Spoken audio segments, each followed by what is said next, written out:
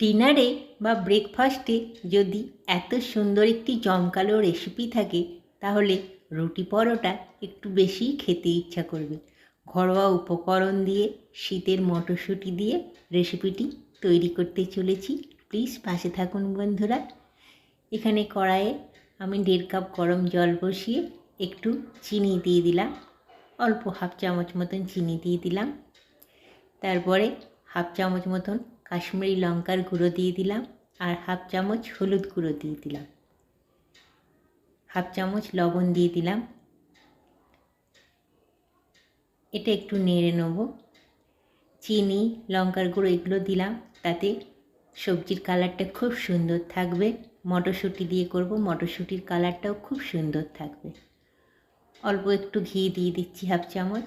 ঘিটা জমাট বেঁধে আছে তাই গরম জলে দিয়ে দিলাম, হয়ে গেল। ঘিটাও মিশিয়ে নিচ্ছি গরম জলটার মধ্যে। এবার জলটা ফুটতে শুরু করলে আমি এখানে মটরশুঁটি 1 বাটি দিয়ে দিচ্ছি। এইভাবে মটরশুঁটিটা সিদ্ধ করলে কালারটা খুব সুন্দর থাকে, মটরশুঁটির সবুজ কালারটাও থাকে আর তরকারির রঙটাও বেশ লাল হয়, খুব সুন্দর লাগে খেতে। মোটামুটি 80% মতন মটরশুঁটিটা সেদ্ধ করে নেব। হয়ে এসছে, জলটা শুকিয়ে গেলেই এটাকে আলাদা সরিয়ে রাখবো। তারপর একটা কড়াই বসিয়ে দিয়েছি। কড়াইয়ের মধ্যে হাফ চামচ মতন কেশরি মেথি দিয়ে দিলাম, হাফ চামচের থেকে একটু বেশি দিয়ে হালকা শুকনো করে ভেজে এটা সাইড করে রাখবো। এরপর কড়াই বসিয়ে 1 চামচ ঘি দিয়ে হাফ চামচ মতন গোটা ধনে একটু থেতো করে নিয়ে দিয়ে দিয়েছি। গোটা ধনে দিতে হবে। তারপর এখানে 2টো আলু টুকরো টুকরো করে কেটে নিয়ে দিয়ে দিয়েছি। ঘি আর গোটা ধনে ফোড়ন দিয়ে তারপরে আলুটা ভাজছি। এটা একটা আলুর চাট বানাচ্ছি।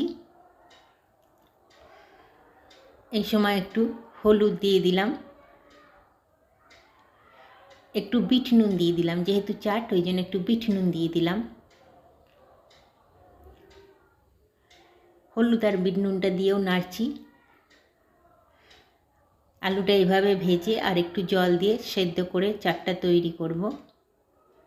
এখানে 1.25 কাপ মতন জল দিয়ে দিলাম আলুটা সেদ্ধ হওয়ার জন্যে।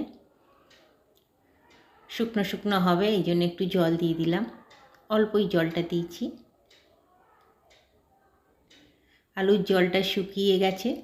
এরপরে ছোট্ট একটা পেঁয়াজ টুকরো টুকরো করে কেটে কাঁচা অবস্থায় দিয়ে দিলাম। পেঁয়াজটা কিন্তু কাঁচা দিতে হবে, ভাজলে চলবে না। এটা একটু অন্যরকম চাট তৈরি করছি। আলুটাও সেদ্ধ হয়ে গেছে, পেঁয়াজটা মাখিয়ে নিচ্ছি।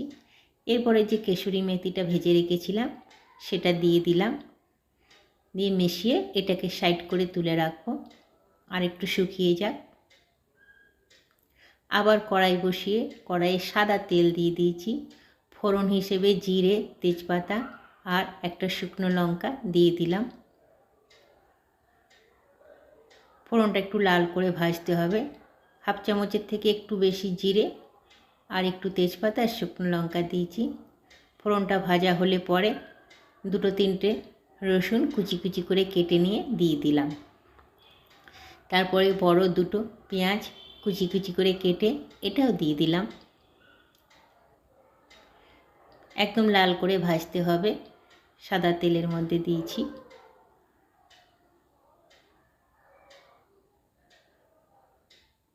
ভাজা হয়ে গেলে একটা বড় সাইজের টমেটো কুচি কুচি করে কেটে এটাও দিয়ে দিলাম। টমেটো আর পেঁয়াজটা লাল করে ভাজছি।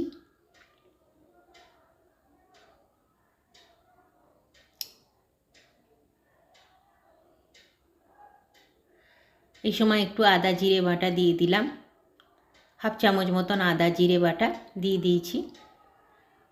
একটু কষিয়ে নিচ্ছি মশলাটা, তেল ছাড়তে শুরু করা অবধি ভাজতে হবে। এরপরে পরিমাণ মতন হলুদ, একটু লঙ্কার গুঁড়ো আর পরিমাণ মতন লবণ দিয়ে জলে গুলে নিচ্ছি। হলুদ, লবণ আর লঙ্কার গুঁড়োটা জলে গুলে দিয়ে দিলাম মশলাটার মধ্যে। যে পেঁয়াজটা ভাজছিলাম, পেঁয়াজ টমেটোটা একদম ভালো করে কষে নিতে হবে। তেল ছেড়ে আসছে, এই সময় দুটো লঙ্কা চিড়ে দিয়ে দিলাম, আর একটু জল দিয়েছিলাম। জল দেওয়ার পরে লঙ্কা দুটো চিড়ে আবার একটু ভাজছি। 1.5 চামচ মতন দই নিয়ে নিয়েছি, দইটা একটু ফেটিয়ে নেব। তেল ছেড়ে এলে তারপরেই দইটা দেবো।